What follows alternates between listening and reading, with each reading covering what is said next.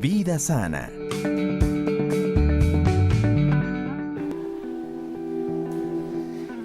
Amigos de Vida Sana, un gusto cordial saludarles nuevamente. Gracias por la preferencia, la deferencia que tienen por estar con todos nosotros cada miércoles. Hoy, como les habíamos anunciado la semana pasada, vamos a tocar un tema relacionado con el carnaval. ¿Y por qué es relacionado con el carnaval? Porque por la tradición de nuestro país todavía seguimos con el asunto del juego tradicional con agua. Y en ese juego con agua se producen caídas. Y si una de estas caídas es de un adulto mayor, las cosas se complican. Vamos a tocar las caídas en el adulto mayor. Estoy con Federico Toral, geriatra. Bienvenido, Federico, a nuestro programa. Javier, primero que nada agradecerte por el espacio y luego obviamente hablar un poco de caídas, ¿no? Como bien dices tú, si bien es un tema que está ligado ahora a la época, pues es un tema de vital importancia en el adulto mayor. Pues si conceptualizamos qué es una caída, pues una caída termina siendo toda situación que haga que un individuo se precipite hacia el suelo en contra de su voluntad. Ese es el concepto de la Organización Mundial de la Salud, pero deja fuera quizá un amplio rango de las casi caídas, que son aquellas situaciones en donde el adulto mayor dice, casi me caigo pero no llegué al piso, me agarré de aquí o estuvo mi hijo al lado y me sostuvo. Entonces esas a veces no son catalogadas como caídas e implican igual cantidad de riesgo. Normalmente, si vemos estadísticamente, epidemiológicamente hablando, una persona de 65 años tiene un 30% de riesgo de caer cada año. Y luego si subes más de edad, porque el riesgo se incrementa directamente proporcional con la edad, pues a los 75 años el 35% de personas tienen riesgo de caer y después de los 80 años el 50% de personas tienen riesgo de caer. Entonces es vital encontrar más bien cuál es la etiología, cuáles son las causas o cuáles son factores de riesgo en este caso en el paciente, ya sean propios del paciente o del entorno en donde vive el paciente, para poder diagnosticarlas y evitar las consecuencias de la caída, porque las consecuencias de la caída son bastante graves. Pueden terminar siendo tan sencillas como un golpe, por ejemplo, una contusión pequeña, pero puede terminar también como una fractura, disminuyendo la calidad de vida y la dependencia del paciente y también causando la muerte, ¿no? Bien. Ahora, tú estás todos los días por el asunto de tu especialidad con el adulto mayor en tu consultorio. Las caídas, hablamos de la frecuencia este rato en estadísticas, pero ¿cuál se cae más, el hombre o la mujer? Es una buena pregunta. Caen más las mujeres que los hombres hasta los 75 años. Después de los 75 años el riesgo se equipara entre hombre y mujer. ¿Por qué caen antes? ¿Por qué caen más las mujeres antes de los 75 años? Tiene que ver mucho con el tipo de marcha que tienen. Los hombres somos de zancada más larga, de ampliar un poco la base de sustentación, o sea, de andar con las piernas un poco más separadas. Las mujeres son de zancada corta y su base de sustentación es más pequeña. Eso hace que tiendan más a caer que los hombres. Pero luego de los 75, en general, el riesgo se equipara entre hombre y mujer. Y cuando el paciente está institucionalizado, es decir, dentro de un centro geriátrico, en cambio el riesgo es igual. Tengan la edad que tenga, el riesgo de caída es igual para hombres y mujeres. Dentro de esta temática es importantísimo que el entorno familiar, porque tú sabes que el adulto mayor, el que está pendiente es el hijo, el nieto o el hermano menor. Entonces, tiene que saber claramente cuáles son los riesgos que puede ocasionar una caída, cuáles son las consecuencias, en el sentido de que también puede llegar a ser una caída invalidante permanentemente, ¿no? Así es. Bueno, obviamente uno debe conocer cuáles son los factores de riesgo, tanto propios del paciente, que se llama factores de riesgo intrínsecos, como los extrínsecos, que tienen que ver con el medio ambiente. Dentro de los factores de riesgo intrínsecos están los que están relacionados con el cambio, con los cambios biológicos del envejecimiento, es decir, cambios a nivel de la agudeza visual, por ejemplo, la no tolerancia o el fácil destello con los cambios de luz que se producen en el adulto mayor, también los cambios a nivel del oído interno, que tiene que ver con el equilibrio, y los cambios que tienen que ver con la parte musculoesquelética, es decir, con los músculos, por su fuerza, por la disminución de la fuerza y la disminución de masa muscular que es inherente al envejecimiento, pero también con la información externa que nos da el cuerpo de la posición. Eso se llama la propiocepción. O sea, cuando uno está de pie y está parado sobre un solo pie, el cuerpo nos informa y dice, estás parado sobre ese pie, eso es propiocepción. Y el adulto mayor tiene cambios en la propiocepción, no digamos aún si tiene una diabetes, por ejemplo, que produce muchos cambios a nivel periférico.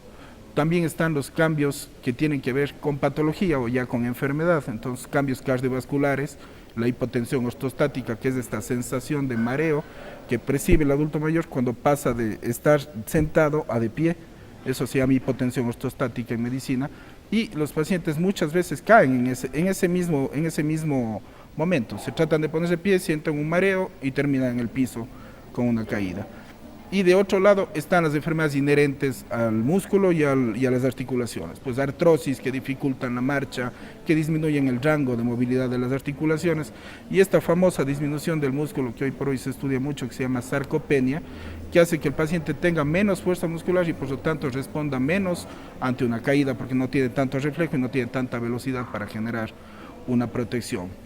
Sumado a esto está también las comorbilidades. Cuando un paciente tiene muchas enfermedades juntas, pues este tipo de enfermedades pueden generar molestias. Por ejemplo, la hipertensión arterial puede producir hipotensión ortostática cuando el paciente está medicado con diuréticos o con antihipertensivos y no está manejado de forma adecuada, el paciente puede caer por esto. Y la polifarmacia en general, es decir, aquel paciente que está tomando más de 4 o 5 medicamentos al mismo tiempo, y dentro de ellos los fármacos como benzodiazepinas, por ejemplo, que actúan a nivel del sistema nervioso central, produciendo en el paciente sueño, un poco de mareo, inestabilidad, hacen que sea más propenso a caer.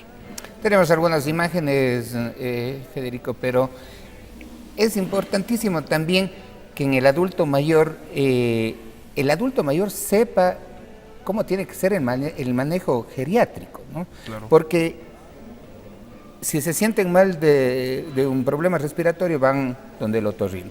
Si están con problemas de hipertensión arterial, van donde el cardiólogo. Y en definitiva, terminan yendo a 5 o 6 consultorios, cuando lo más indicado es que toda esa globalización de patologías que tiene el adulto mayor sea manejado por un geriatra. Sí, a ver, es importantísimo lo que dices. Primero, por una cosa, normalmente las caídas se atribuyen a la edad, es decir, se cayó porque está viejito. Y eso no es verdad, o sea, uno no se cae normalmente, no debería caer normalmente. La caída puede ser en sí mismo un accidente, es decir, el paciente se precipitó y cayó por todos los cambios que te he dicho antes, pero también puede ser por enfermedades. Por ejemplo, un paciente con una neumonía que está con una baja cantidad de oxígeno, por culpa de esta neumonía no oxigena bien el cerebro y hace que esté aturdido, que esté perdido y fácilmente tropieza, cae y se fractura. Entonces el paciente está manejado en ese momento como una caída y sin embargo detrás de esa caída hay una enfermedad que generó esa caída. Entonces el médico geriatra lo que hace en realidad es distinguir en qué entorno se produjo la caída, es decir, cuál es la información inherente a la caída, qué pasó, qué estuvo haciendo cuando se cayó, cuáles son las consecuencias. Y luego hacemos una evaluación de la caída, ¿no? Hacemos evaluaciones de factores de riesgo. Vemos en la parte biológica todas las cosas que habíamos comentado, pero también hacemos evaluaciones de velocidad de marcha, por ejemplo, con el test de levantaticamina, que es un test fácil de hacer dentro del consultorio. Y también hay otro que se llama estación unipodal, que nos muestra un poco el equilibrio, que es el paciente en un solo pie, manteniendo el equilibrio durante más de 5 segundos, que nos habla bien de ese equilibrio. Entonces, hacemos evaluaciones de eso, evaluaciones de masa muscular, pues viendo el perímetro de la pantorrilla, que también es un factor de riesgo, y una vez que uno tiene más o menos la noción de qué está pasando, puede hacer con el paciente cambios en la medicación, cambios en el manejo del entorno ambiental del paciente, que es importante. Las imágenes que vimos hace un momento en pantalla tienen que ver con entorno, ¿no es cierto? Sí. Aquel baño, un manejo de equilibrio, creo. Claro, aquel baño que está mal llevado, ¿no? Que es un baño incómodo, que el paciente tiene que pasar del piso y elevarse casi medio metro para pasar una tina, hace que el paciente esté en un solo pie y pueda caer. Aquel domicilio que tiene alfombras por todos los sitios, que tiene muebles mal acomodados, que tiene una luz de mala calidad, escaleras muy cortitas, un paciente que tiene que bajar 6, 7 veces las escaleras todos los días para hacer sus actividades, pues obviamente genera un factor de riesgo al paciente, pero para esto hay que evaluar las otras condiciones. Y de la otra parte que te referías, Javier, que es importante del entorno familiar, no solo para que apoyen al paciente como tal, sino para que luego de una caída no generen problemas con el paciente. Luego de las caídas suele verse un cambio psicológico en el adulto mayor, el temor, el miedo a volver a caminar. Entonces, si bien en el inicio es un temor que tiene validez, porque obviamente le duele luego de haberse caído y quiere un poco inmovilizarse por la caída, pues le duele la cadera o le duele la rodilla y no quiere moverse mucho. Luego también están los familiares que dicen, no se levantará por si acaso se vuelve a caer o ya nunca más salga de la casa porque se cayó en la vereda de fuera. Y eso hace que el paciente se sienta a su vez más atemorizado aún. Y ese temor hace que no se mueva. Al no moverse se produce inmovilidad, las articulaciones se empiezan a dañar, se empieza a disminuir la masa muscular y cuando ese paciente en realidad quiere ponerse de pie, ya no puede porque ya ahora sí tiene un problema muscular y tiene un problema de movilidad. Y cuando quiere hacerlo, pues otra vez viene el temor y se llama síndrome postcaída por eso, porque el paciente genera miedo tras varias cosas y son los factores familiares, son los factores propios del paciente los que suelen generar.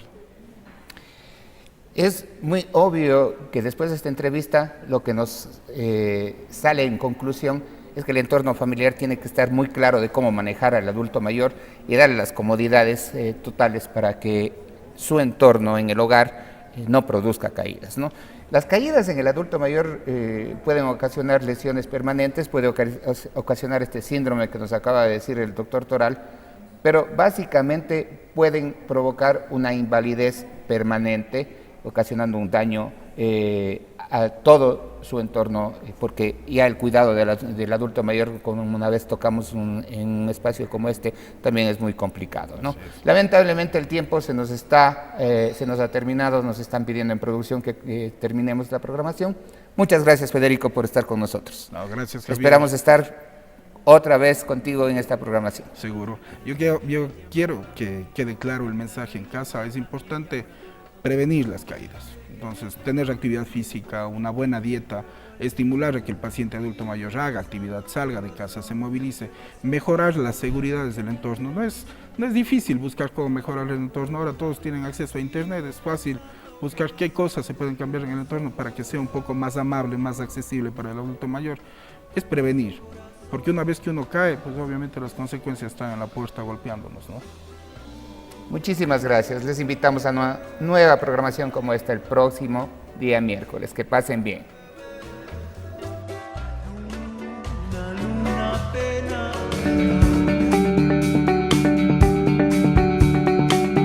Vida sana.